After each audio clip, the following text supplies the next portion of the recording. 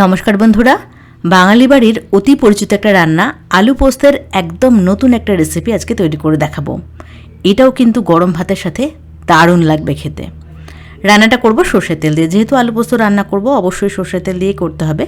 কড়াইতে 2 টেবিল চামচ তেল গরম হতে বসিয়েছি। তেল গরম হতে থাকুক, এদিকে সবজি কেটে রেডি করে নিয়েছি।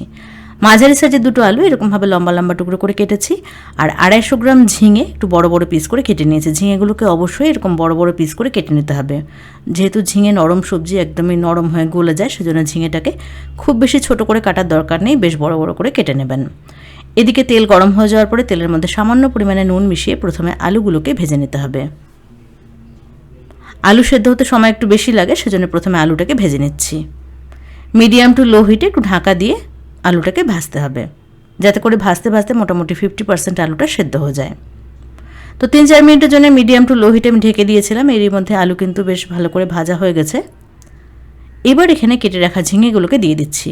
তবে ঝিঙে দেওয়ার পরে কম আঁচে বা ঢাকা দিয়ে ভাজার দরকার নেই। গ্যাসের ফ্লেমটাকে একদম বাড়িয়ে জাস্ট 2-3 মিনিটের জন্য আলুর সাথে ঝিঙেটাকে ভেজে নিচ্ছে। ঝিঙে এমনিতেও জলীয় সবজি, ভালো করে ভাজা যায় না, সেজন্য কম আঁচে বা ঢাকা দিয়ে ঝিঙেটাকে ভাজার দরকার নেই। তো এখানে আমি আলু আর ঝিঙে ভেজে নিয়েছি। এর থেকে কিন্তু আর বেশি ভাজার দরকার নেই, ভাজা হয়ে গেছে সবজিটাকে ভালো করে ভেজে নিলে রান্নার টেস্ট দ্বিগুণ হয়ে যায়, আর সবজির যে একটা কাঁচা গন্ধ থাকে সেই গন্ধটাও কিন্তু চলে যায়। তো এবার তেল ঝরিয়ে সবজিটাকে তুলে রাখলাম। আর এই রান্নাতে কিন্তু তেলের পরিমাণটা একটু বেশি লাগবে। তো সবজি ভাজার পরে কড়াইতে আরও 1 টেবিল চামচ সর্ষের তেল দিয়েছি। তেল গরম হয়ে যাওয়ার পরে ফোড়নের জন্য দিলাম সামান্য পরিমাণে কালো জিরে, একটা শুকনো লঙ্কা আর 4 কোয়া রসুন কুচি। ফোড়নটাকে কয়েক সেকেন্ড একটু নাড়াচাড়া করে নিচ্ছি। ফোড়ন থেকে খুব মিষ্টি একটা সুগন্ধ বেরিয়েছে রসুন, শুকনো লঙ্কা আর কালো জিরে ভাজার। এবার এখানে দিয়ে দিচ্ছি 2টো বড় সাইজের পেঁয়াজ। পেঁয়াজের পরিমাণটা কিন্তু একটু বেশি লাগবে। পেঁয়াজটাকে দিয়ে মিডিয়াম আঁচে মোটামুটি 3-4 মিনিটের জন্য সুন্দর লালচে করে একটু নরম হয়ে আসা পর্যন্ত পেঁয়াজটাকে ভেজে নিতে হবে। তো পেঁয়াজের কালার দেখুন চেঞ্জ হয়ে এসেছে, সুন্দর করে পেঁয়াজটা ভাজা হয়ে গেছে। এবার দিয়ে দিচ্ছি বড় সাইজের একটা টমেটোটাকে এরকমভাবে লম্বা লম্বা টুকরো করে কেটে নিয়েছিলাম। তার সাথে দিয়ে দিলাম 1/2 চামচ নুন, 1 চামচ মতন কাশ্মীরি লঙ্কার গুঁড়ো কালারের জন্যে, আর 1/2 চামচ হলুদ। এবার এই সব কিছুকে একসাথে ভালো করে মিশিয়ে নিয়ে গ্যাসের আঁচ একদম কমিয়ে ঢাকা দিয়ে দিয়ে পেঁয়াজ আর টমেটোটাকে ভালো করে কষিয়ে নিতে হবে, যাতে করে পেঁয়াজ আর টমেটো সুন্দর করে মজে যায়। 200 গ্রাম চিংড়ি মাছ নিয়েছি, মাঝারি সাইজের চিংড়ি মাছ। ভালো করে ধুয়ে পরিষ্কার করে রেখেছি। চিংড়ি মাছের পিঠের সুতোটাকেও ফেলে দিয়েছি, মাথা, লেজ, খোসা সমস্ত কিছু পরিষ্কার করে নিয়েছি। মাছের মধ্যে 1/2 চামচ নুন মাখিয়ে নিলাম। এইরকমভাবে আলু পোস্ত চিংড়ি মাছ দিয়ে করে দেখবেন, দুর্দান্ত লাগবে খেতে। এদিকে পেঁয়াজ আর টমেটো কিন্তু সুন্দর কষানো হয়ে গেছে, পেঁয়াজটা বেশ নরম হয়ে এসেছে, টমেটোটাও গলে গেছে। এবার এখানে নুন মাখিয়ে রাখা চিংড়ি মাছটাকে দিয়ে দিলাম। চিংড়ি মাছ আগে থেকে ভাজার দরকার নেই, পেঁয়াজ আর টমেটোর সাথে খুব ভালো করে কষিয়ে নিতে হবে।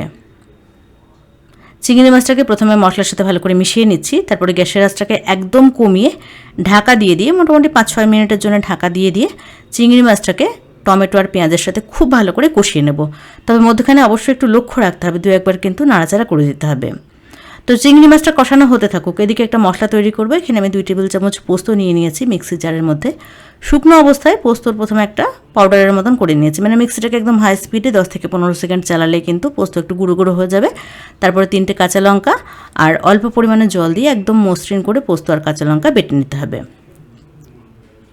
মশলা তৈরি করতে করতে চিংড়ি মাছটা খুব ভালো করে কষানো হয়ে গেছে, পেঁয়াজ টমেটো সব কিছুই খুব ভালো করে মজে গেছে। এবার পোস্ত আর কাঁচা লঙ্কা বাটাটা দিয়ে দিলাম। মিক্সির জার ধুয়ে 1/2 কাপ মতন জল দিয়ে দিয়েছি। সব কিছুকে একসাথে মিশিয়ে নিচ্ছি। মেশানো হয়ে গেছে। এবার ভেজে রাখা সবজিটাকেও দিয়ে দিচ্ছি। সবজিটাকেও একসাথে ভালো করে কষিয়ে নেব। ঝিঙে আর আলু আমি একসাথে দিয়ে দিলাম।